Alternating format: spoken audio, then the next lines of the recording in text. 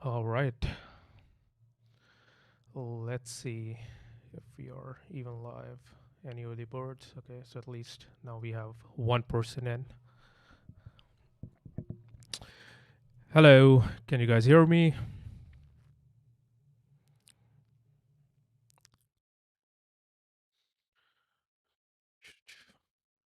Can I get some comments if you guys are able to hear me?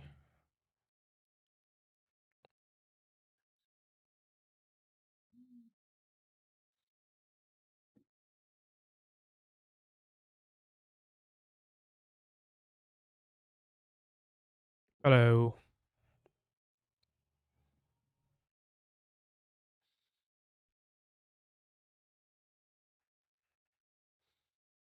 I can see the number of people who are viewing is getting dropped, so I'm not sure like if there is an issue with the voice. Are you guys able to hear me or not?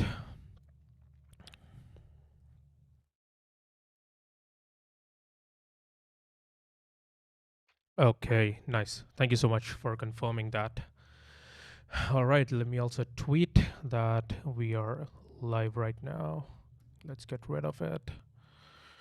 All right, so hello, Mr. Roman. Uh, so, yeah, uh, I'm just trying to build this job board that I'm planning to run in production as a product. I'm not sure whether I'm only going to allow AdonisJS related jobs on this job board, or is it going to be for like all sort of Node.js jobs? I haven't finalized that. But anyways, this application will make its way to production. So I thought it would be nice to actually go ahead and live stream the entire process of building this app, and maybe that way I can like share a couple things with you guys. Maybe you can learn something out of it. And as I said, this app is going to make its way into production, so it's like uh, it's going to be a little bit more sophisticated than a to-do app that usually uh, people build in order to show you how to use a framework or library. And yeah, that's the plan. I am going to keep these live streams small and focused so that later I can basically combine all these live streams and choose some sort of a course and put it on the website that other people can watch. So I'm just trying to keep them really small, focused, and yeah, just try to build this app. So if I talk about the tech stack that I'm going to use, obviously it's going to be AdonisJS to like power the entire backend of the application. Then I'm going to use TailwindCSS to design the application, and finally I'm going to use Unpoly, a library that I really like. It's like Hotwire Turbo, if you have heard about it from Basecamp. And the entire goal of the library is to make sure that your apps feels more like SPA, but you don't have to like build the entire front end application. It can be any backend application, and you drop Unpoly on top of it to have those snappier navigation and partial page updates and all that stuff. So that's the plan. Now I created some wireframes just to get some idea how the application will look like, not in terms of the visual appearance, but in terms of the functionality, like what all elements needs to be there. That way, you know, it gives me certain idea about the scope of the application and the kind of things I have to take care of. So here is that wireframe. So this is the index page on which there will be a list of jobs. So like on the left, we have the navigation. You can go to jobs, companies, about. You can log in and sign up to basically create a new account. And over here on the right, you can see a list of all the jobs. You can paginate between them. You can filter by the job type, whether it's full-time, whether it's freelance, or whether it's on contract. And you can also say like only show me the jobs which are remote friendly or which are like completely remote, or which are not remote at all. So you can also like filter by that. So these are the only two filters. And if I talk about a specific job, there is going to be a job title, some information whether it's a remote job or not, like what's the location, and then there can be tags as well. Right now, I'm not planning to have any sort of filtering by tags. Maybe later I will add that option, but for now I just want to collect them to see which kind of jobs people like basically put.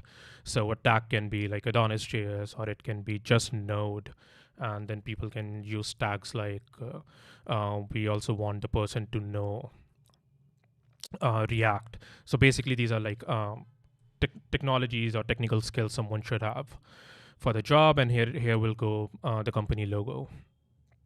That's pretty much all. Once you click on a job, you land to this page. Again, it's like the expanded version with some description about the job, and then there will be a link or an email where the person can apply for the job. So basically, like this job board, and usually any other job board does not have functionality to apply for the job. These are like just listings, and then you click on this button to go somewhere else to apply for the job. Again, you can like see a list of all the companies who are there on the job board, and again, like very standard login page. And usually, companies will sign up so that they can have an account and they can manage the jobs. So once a company sign up, this is the dashboard view. A person can see all the companies they are part of. They can post a new job. They can manage the status of a job, and this is basically the form to create a new job. So like a very basic one with bare minimum information that one has to fill in order to create a job. So yes, this is how like I have imagined the application. I think it's going to be pretty much more or less the same. Once I will start implementing it, maybe I will see some like challenges, and then I have to tweak some things. But at the nutshell, this is how the app looks like.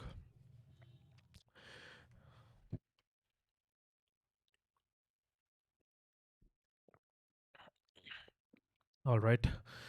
Uh, so what I'm gonna do next is I think I will start with the database schema. That's how like I actually go ahead and plan out my applications.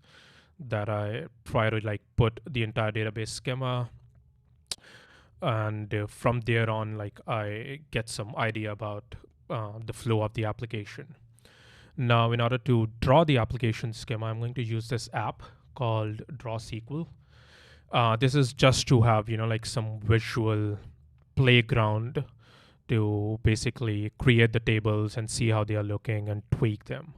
And like after I'm like done with this diagram, I just use it as a reference to create the actual migrations, nothing else. So this is just a visual playground to basically design the database. So let's call it job board.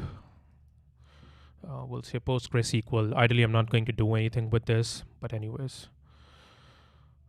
All right. Here we go. So the very first table I think I should have for jobs, and then we will have a big int. It cannot be nullable. It's going to be a primary key. Then we're going to add another column called the job title. So we just say title. It's going to be a varchar, and it cannot be nullable as well. Next thing, we are going to say the job description. This is going to be text. Again, not nullable. What else do we need? Let's see. Okay, so we need the job type. This is going to come from a different table. The remote status, again, going to come from a different table. Yes, application link or email. So here we're going to say application link, and it's going to be a varchar application email. And this is going to be a varchar as well. They both can be nullable because the person can like either provide the link, or they can provide the email, or they can provide both. So like one of them is required.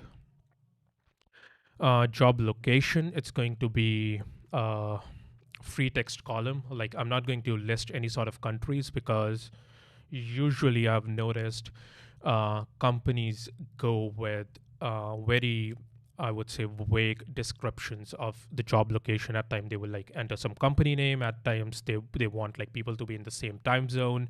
At times they will like add the region, like it has to be in America, or it has to be in Europe or Asia.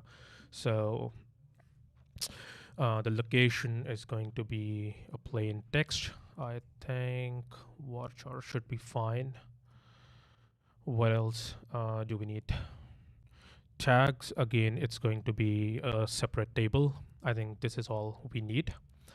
Now we need some foreign keys. The very first is going to be the company ID. So every job is going to basically like every job belongs to some company. So it's backend, and next we have what else?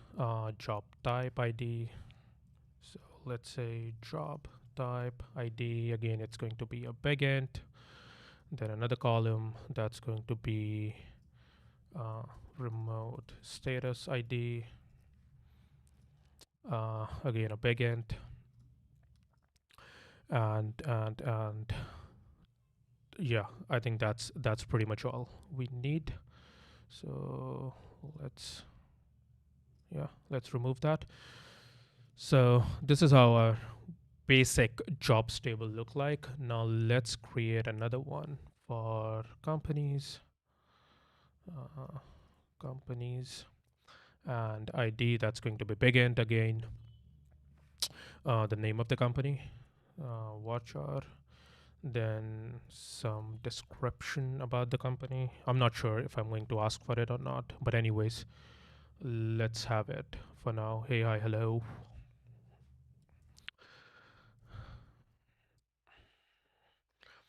And we need basically a link to their logo. That's going to be JSON column, and I'll share why, because I'm going to use a package called attachment light, and that stores all the files as JSON. So it's going to be a JSON column. What else we need from a company? Let's see. So, okay, that's the URL, maybe some social media links. Okay, so next it's going to be the website URL. It's not mandatory, so I'll keep it nullable. And then maybe Twitter handle, again, it's going to be varchar. It can be nullable, and I think that's fine. Yeah, maybe like a LinkedIn ID, and it can be nullable as well. Finally, I'm going to store a status called is verified. Right now, I'm not going to do anything with it, but later, like if job board does good, then maybe like companies can verify their ownership by maybe like verifying the website URL, or maybe verifying some email address. I have like right now I don't have any idea how it's going to work, but I'll just keep a flag for now, and it's going to be false for all the companies. So it's a boolean, and yeah, this I think how the company's table look like. Of course, there will be timestamps as well that I will add in the actual migrations. Then we are going to have users. So let's create a table for that as well. So backend, and then each user will have an email address, which is going to be varchar. It must be unique. So let's add that. Then password, which is again going to be varchar. And wouldn't it be better to store a date time of when it has been verified, so it can act as a boolean, and you have a date when it happened to. Yeah, not a bad idea. So let me actually say verified at, and it can be a timestamp, and it can be nullable because not every company will be verified. All right. Next, we have users. So we have the user password, maybe their full name, which can be nullable. What else can a user have?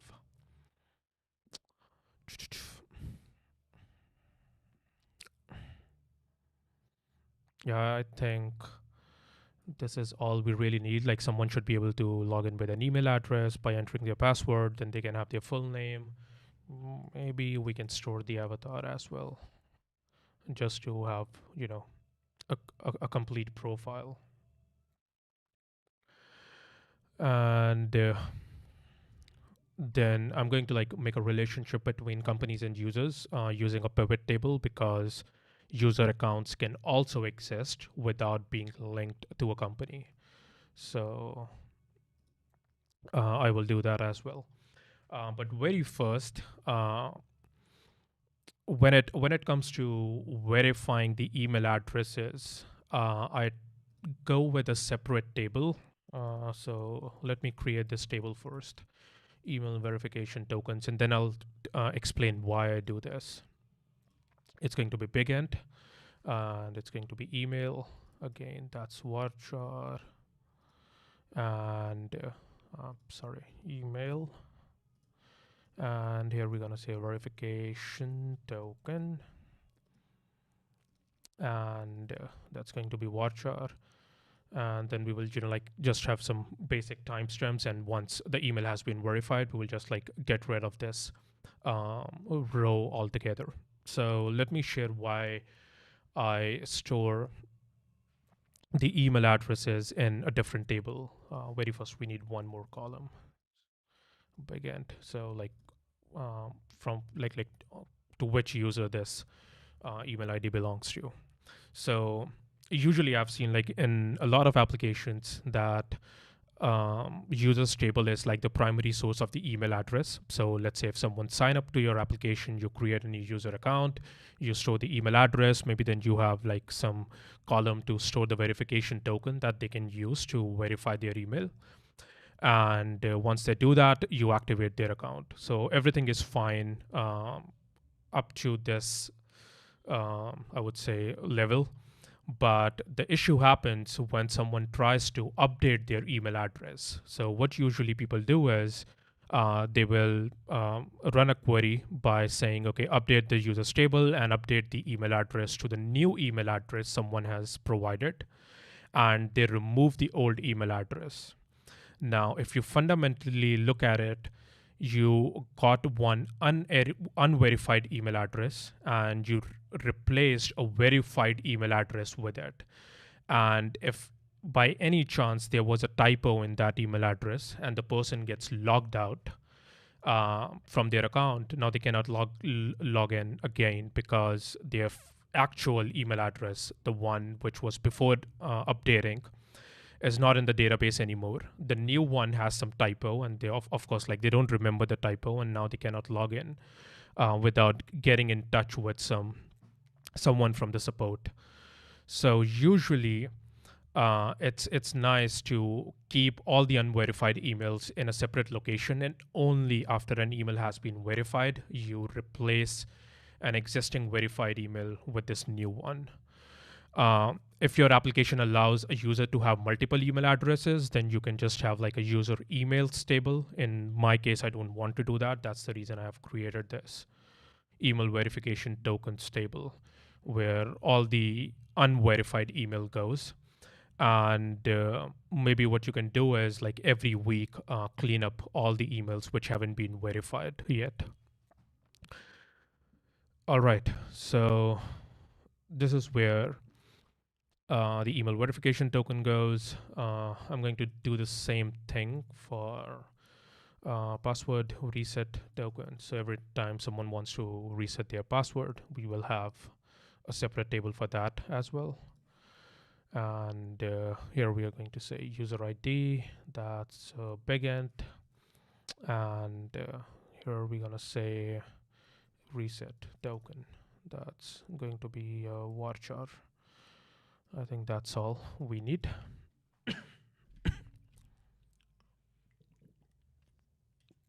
So right now we have jobs, we have companies, we have users. We are able to like store the verification tokens to verify an email address, to reset a password.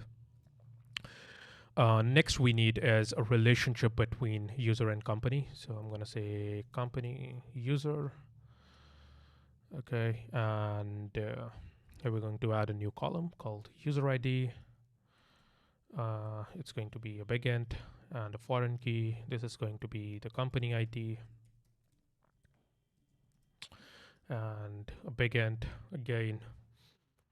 We don't need any sort of roles here, but if you are like creating a similar structure, you need roles. You can keep that roles within the pivot table as well. All right, so I think this is all we need in terms of our resources. So we need jobs, companies, users, and a relationship between them, some tables to store the tokens. Next thing we need is basically a list of job types and a list of remote statuses. So let's create tables for that as well. Here we will say job types, and I'll just say name, and it's going to be varchar. Maybe have a slug too, because we are going to allow filters by the job type. So it will be nice to basically have a have a slug show up in the URL instead of showing like random IDs. So let's do that. We need another table for remote statuses. Again, the same thing. It's going to be a big int. Then we need the status name, status slug. Both are going to be varchar. So we have these.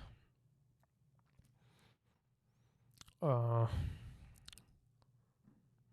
Ashwin. And I think finally we need a table to store the tags. Again, I don't want to allow tags to be anything. I want to control them so that later if I have to add filters, it should be easier to do that versus allowing free text and then having like similar duplicates like node.js and node.js kind of things. So here we're going to say tags, and we'll say like what's the name of the tag. So that's varchar again, and a slug. Again, it's going to be varchar. Let's also make it unique and make the slug here unique as well, and make it unique here as well. All right, so I think this is pretty much all we need. I don't see anything else. Let's go through the mockup once to see if we need anything else. So we have job types, remote statuses, we have the job tags, location, remote, full-time, and we have like the company name, their description, their logo. Anyone can like log in with email address and password. Here we need job type. Yep, I think this is all we pretty much need. One more thing is in the jobs table we need published at timestamp. So like one can actually create the job and like don't publish it. Maybe they are like finishing it and they just want to like save it in the draft mode. So publish that and it can be nullable. Will it feature a combination of search, filters, and pagination for job search? I would be very interested in. So there will be filters by job type and the remote status. I'm not adding filters by tag right now because, again, I'm not sure like how many jobs are going to end up on this job board, and someone like really need a filter by tag. But of course, like if there are so many jobs, then I will be adding a filter by tags. Again, no search right now. I'm going to again wait. If so many jobs show up on the job board, then most probably I'm going to like get it integrated with some sort of a search, full text search library that can search by like different attributes. So again, that's for the future. Again, if there are many jobs and search is required, then only if only like there are going to be 10 or 15 jobs, then it doesn't really make sense to uh, like work on the entire search feature.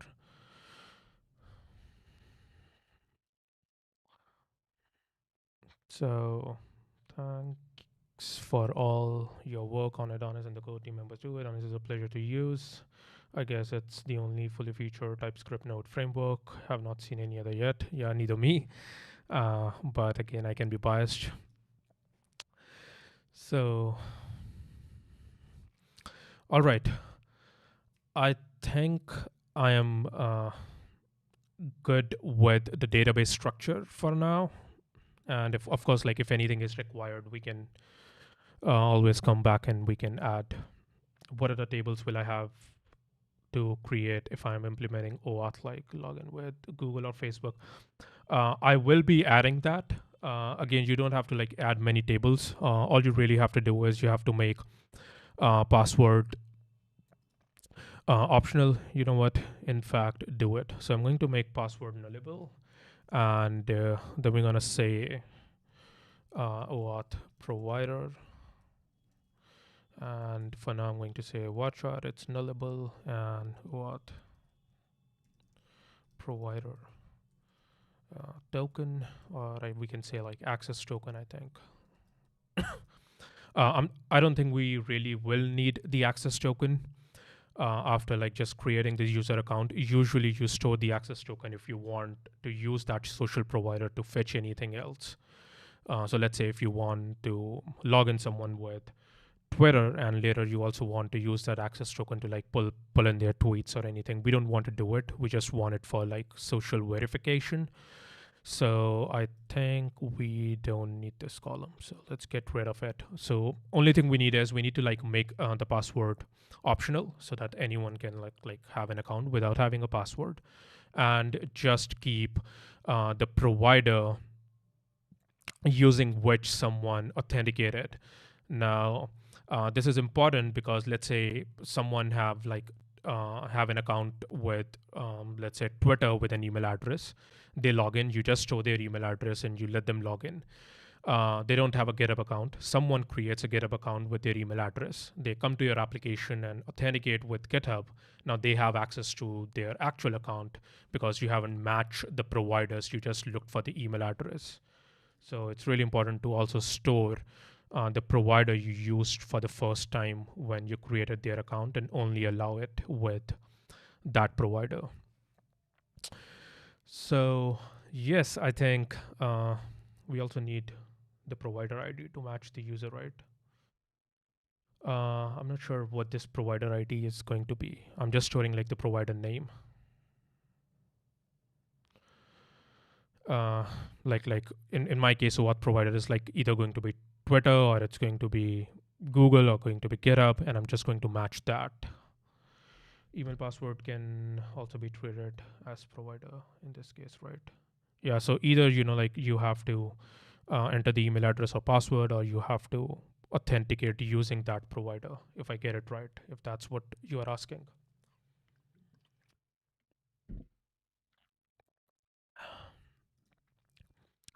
All right, so and also like once we will start working on the actual application, maybe if I have missed something, I'll just go ahead and tweak the tables. So it looks good to me. Again, as I said, I don't use like any of the export features of DrawSQL. I just use it as a visual playground to see how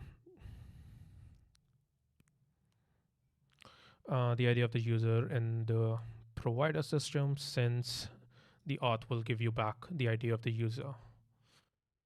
But I think it also gives the email address back. Yeah, maybe you're right.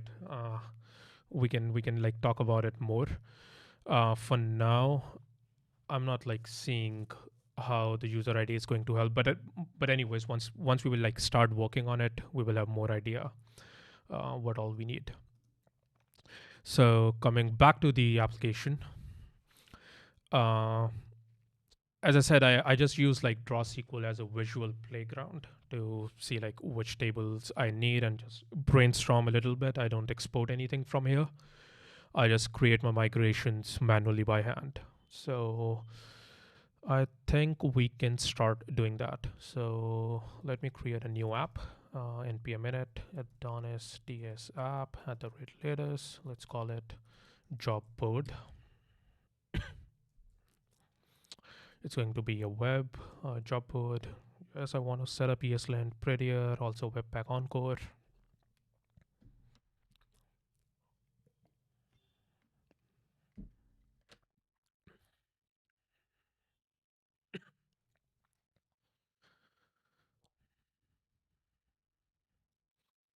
So installation process like gonna take a few seconds.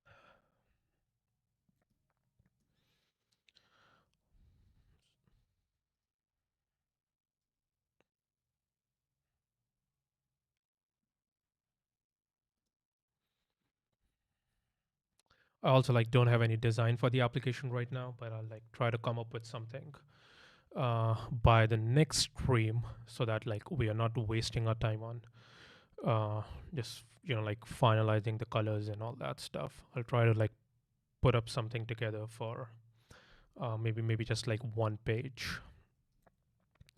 All right, so we're done with installing dependencies. Okay, all good. So let's cd into the directory and start the server. And all right, it works.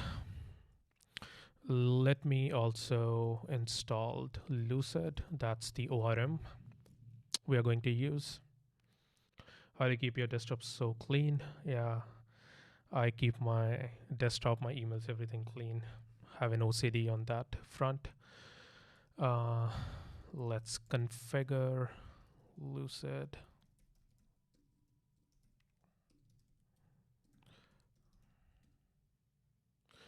Yes, I'm planning to like have one stream every week. I'll see if I can do more, but one stream every week is like for sure.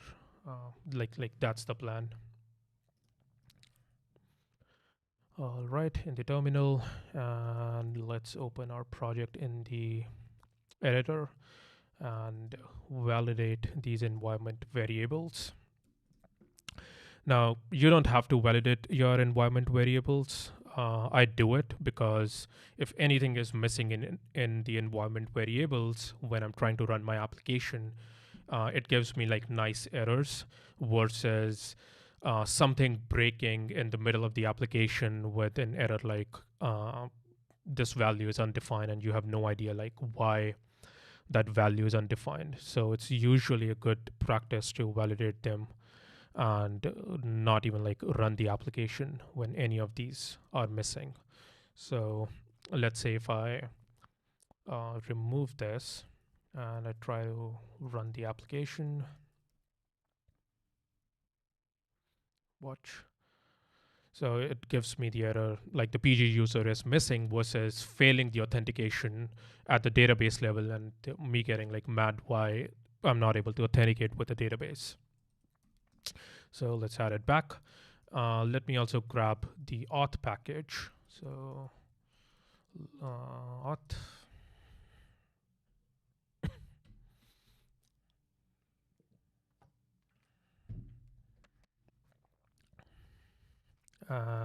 let's configure it. AdonisJS Auth. I'm going to use Lucid. I'm going to use sessions for authentication. I will be using the user model. Just create the migration, and I think we are all good. So here's our like default users migration look like. Let's go back to our draw SQL diagram and add full name, avatar, and OAuth provider. So I'll say table.string full name. This can be nullable.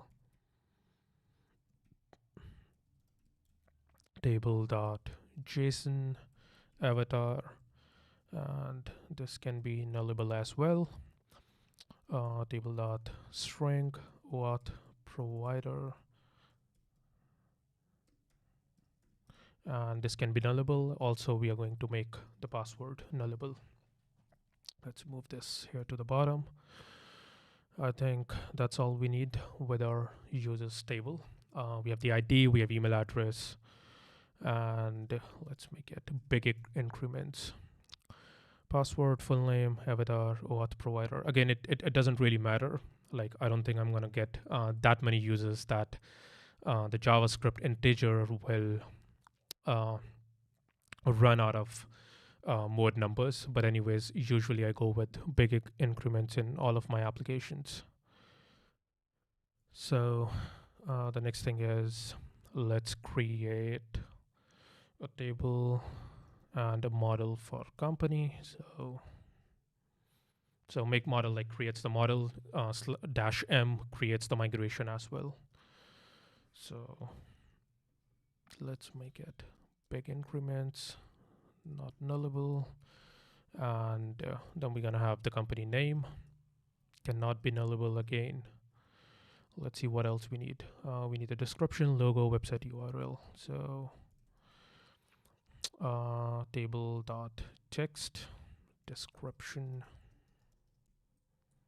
and let's go with long text, and it can be nullable. Name cannot be nullable. So next we need the logo. What else? Website URL, it's going to be string website URL, and hello Julian. Twitter handle, and LinkedIn ID, and finally we need a timestamp to store when the company was verified. Use tz true, and this can be nullable as well. So we have the ID, we have name, description, logo, website URL, Twitter handle, LinkedIn ID, verified at. I think I will not make the description nullable, and logo I think is fine. Random question, do the order in which you install the packages matter? I had an issue once I deleted node modules from npm install and had some weird errors.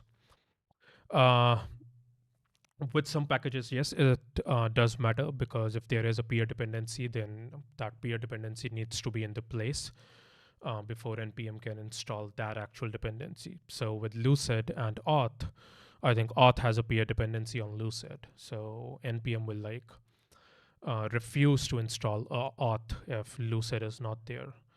But ideally, if you're like getting rid of entire node modules and running npm install, there shouldn't be any errors. Again, it can be anything else. But if you're like installing packages one by one, then in some cases, yes, the order does matter if there is a peer dependency. So what else? Next, we should create this pivot table to basically store a relationship between company and user. So I'll say nowadays make migration. We don't need a model for this. So I'll say company user and make it singular to work with Lucid conventions. And again, make it big increments, not nullable, table dot big increments. I'm going to say user ID. It should be unsigned, should not be nullable, and it references the user's table.id. This like basically forms the foreign key relationship between this table and the user's table. Next thing we need is company ID, and it references the company's table and the ID column. That's all we need. And next thing, we need the jobs table. So let's create that, make a model job with a migration. And let's copy this from here, paste it here. And table.string title cannot be null. Job description cannot be null either. So description, it's a long text and it cannot be nullable. The application link, that's going to be a string. So we'll say application link, and this can be nullable because the person creating the job can like either provide the email or they can provide the URL. So one of them can be null, and within the application we will enforce that at least one of them is provided. The location, it's going to be free text, cannot be nullable. One has to provide the location where the job is. If it's everywhere, they can like basically write worldwide. What else do we need? Okay, then we need some foreign keys. So I think I have to like create this table later so that we can have the other tables first, and then we can have these foreign key in place. So I'm just going to leave it here and instead create these tables. So let's say nowadays make model job type,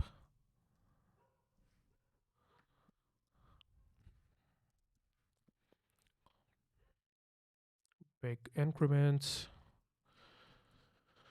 So this is like usually the boring stuff where you're just typing and not doing any creative stuff. So it cannot be nullable, and the slug, and it must be unique as well.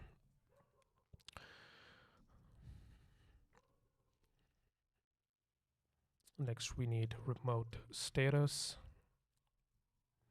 So let's copy this, paste it here. And finally, we need tags. So I will say make model tag. And again, going to like copy everything from here and drop it here. So we got job types, remote statuses, we got company user, we got users, we got tags. We need like two more tables, one for email verification tokens and one for password reset tokens. Nowadays, make model email verification token with a migration.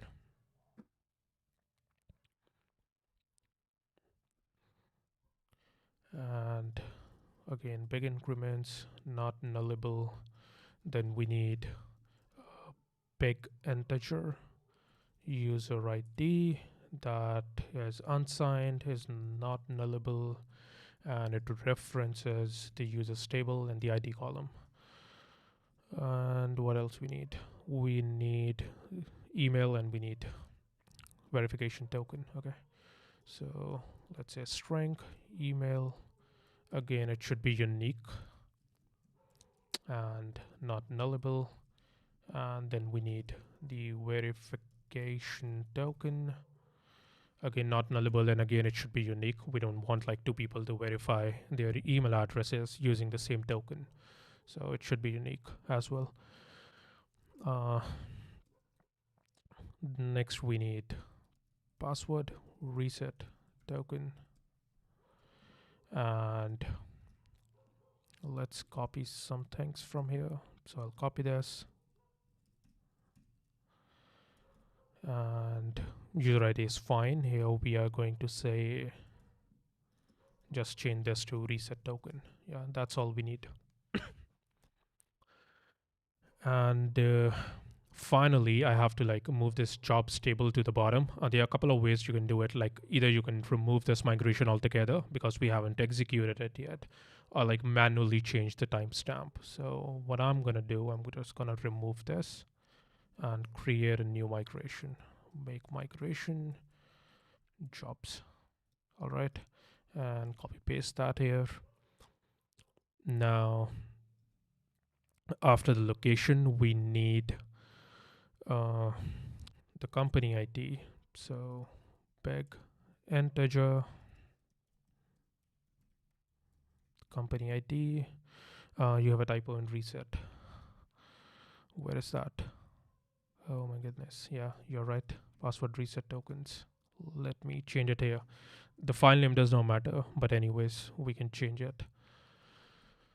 So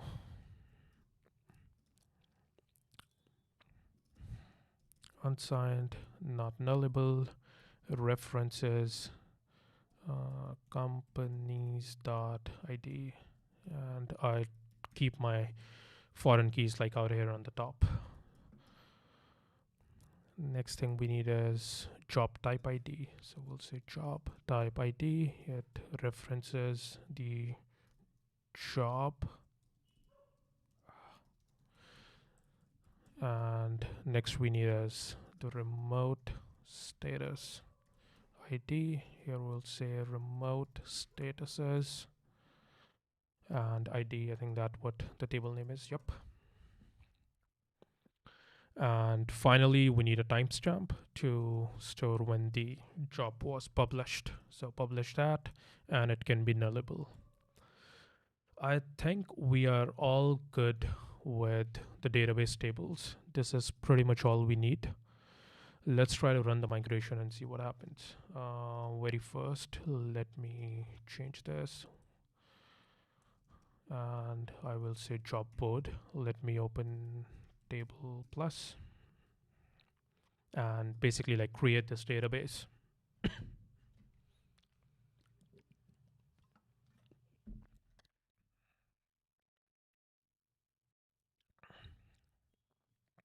Well, we don't even have any PostgreSQL connection here. PostgreSQL local username work password is I think empty. Let's test it. Yep.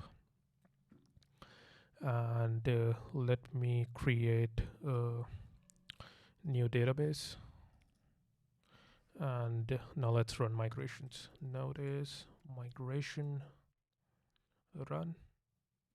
Okay, we have an error in the migration company users. So this has to be big integer. Let's run again. Yep, everything went fine. If we refresh, we have all of our tables here. And if we go to Adonis schema, the first two migration executed in batch one, then we had an error.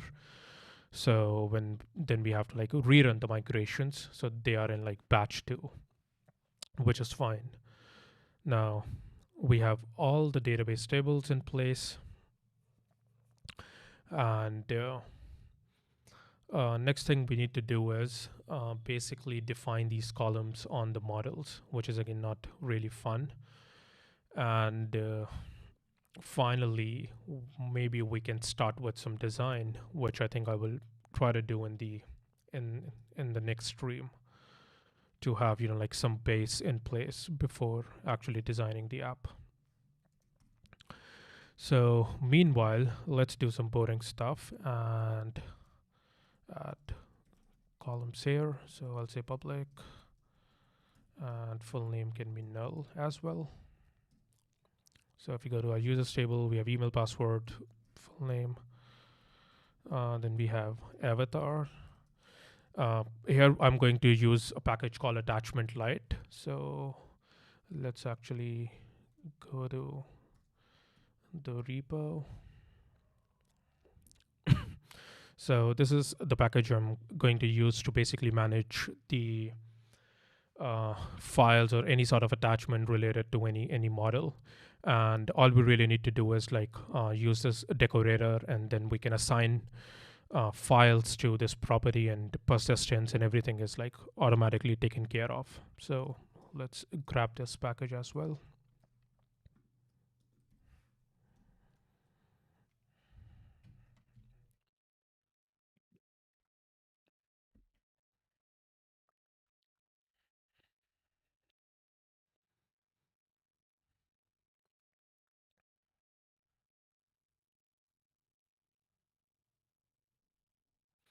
All right, that's done. Just configure it. We are good to go. And all we really need to do is have these imports. Our migration file, something that should be committed to source control, asking is there if they're going to be done on migration files. Yes, you should actually commit them to the source control, so that if you're like working in a team, anyone who pulls your code, they also get the new migrations, and they can like run the migrations to create those tables.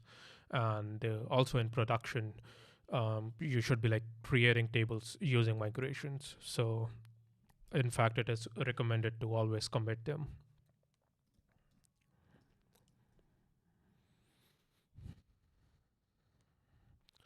All right. Yeah, we just have to import this and paste it here. And we will say it's of type attachment. It says module not found. I think I have to like close the editor and then just reopen it. That's an issue with the TypeScript language server. So, yep, all good now. And instead of saying column, it will be attachment. That's pretty much all we need to do. And when we have to like assign the files, we can just pull in the user uploaded file from the request. And here we say attachment from file, assign it to that particular properties, save the model, and everything is like taken care of. We have to like store the files, and if you're updating, removing old files and all that stuff. So we need avatar, and again, this can be null as well. And then we have OAuth provider name, and this can be string or null, and then use the column decorator. I think that is all we have in our users table. OAuth provider, just OAuth provider, not name. Remember me token, it's already here. Then we have created that, updated that. Yep. And then let's go to the company table, and we have public name string column. I'm going to like copy paste this a few times. And then we have the description. Then we have the website URL. It can be string or null. Twitter handle, again the same thing. It can be value or it can be null. LinkedIn ID. LinkedIn ID. Is this that? No. I is in lowercase. And then we have a timestamp. So do not auto create it. And we are going to say verified at. And of course, this can be null as well. And finally, let me copy this, paste it here, and say logo. Let's import these here on the top. All right. And another big table we have is the jobs table. So let's say job has a title, again a string, using the column decorator. Then we have the job type ID, which is going to be a number. And then we have remote status ID. These are like all the foreign keys that we need to define. Then we have the description, which is string. And let me put this out here. Again, like keeping all the foreign keys at the top. Application link, it's going to be a string or it can be null. And application email, and then we have the location. Location is always required. And then we need a timestamp called published at, and it can be null as well. So these were like 3 big tables. The rest are like really small. And then we need slug. For slugs also, I'm going to use another package of AdonisJS called Lucid Slugify. And again, like it uses the same thing. You need to decorate your columns with a Slugify decorator. Then you need to like tell it the strategy to use in order to keep slugs unique and the field to use in order to generate the slug. So let's grab this package as well and then configure it.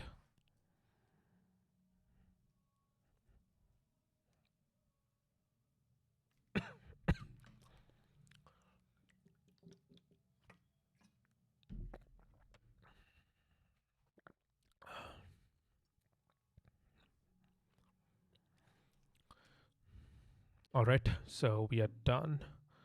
And let's import it here. I hope it should be good. Yep.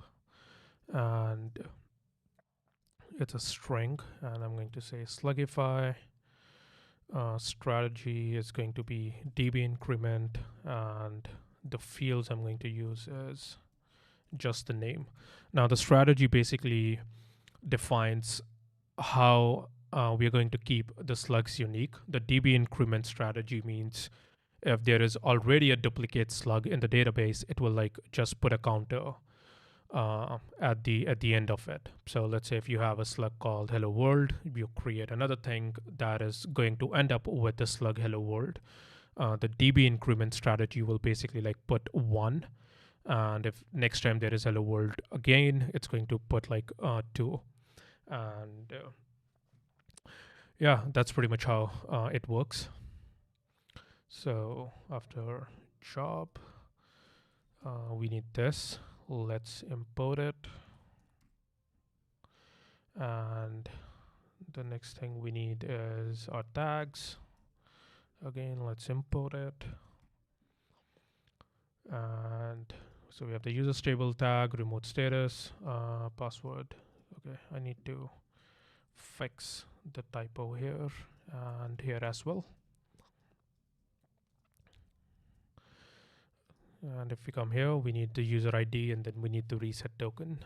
So let's say public user ID going to be a number, it's a column, and next we need the reset token, which is going to be a string. Same is going to be with email verification tokens. All we need to do is rename this to verification token. So I think all of our models are also in place. Yep, everything looks good. Let's reformat it, put it to the bottom over here. And yeah, I think this was like all the setup work we really have to do. We have finalized the tables we need. We have created them in the database using migrations. We have models in place. We have installed all the packages that we need. And maybe from the next stream, we can start working on the actual application, beginning with the design. And we are like already over 1 hour on this stream. So I'll just finish this one and be right back with the other one next week. Thank you so much.